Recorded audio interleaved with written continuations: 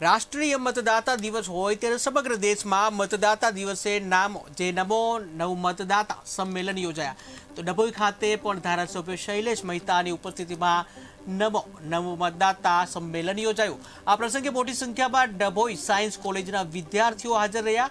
Dabhoi Shri CNPF arts and DEd science college seminar hall ખાતે આયોજન કરવામાં આવ્યું। દેશમાં દરેક ઠેકાણે નમો નવ મતદાતા સંમેલનનું આયોજન કરવામાં આવ્યું છે અને એના જ ભાગરૂપે દરબારથી ડભોઈ ખાતે કોલેજમાં યુવાનોનું એક સંમેલન કરવામાં આવ્યું। નવ મતદાતાઓનું સંમેલન કરવામાં 18 વર્ષ અને એની ઉપરના યુવાનો જે મતદાર થયા નથી એ તમામને મતદાર બનાવવા માટેનો, સાથે સાથે જ દેશ જે રીતે પ્રગતિ કરી રહ્યો છે અને મોદી સાહેબનું આજે લાઈવ માર્ગદર્શન પણ મળ્યું છે।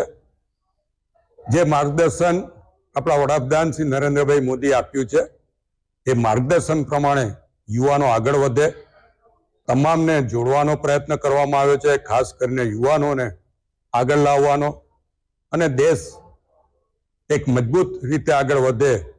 સાથે જ નરેન્દ્રભાઈ મોદી ત્રીજી વાર વડાપ્રધાન બને અને ભારતને હજુ પણ વધારે ઊંચાઈ પર લઈ જાય એવા શુભ આશયથી આ નમો મતદાર સંમેલનો રાખવામાં આવ્યા છે।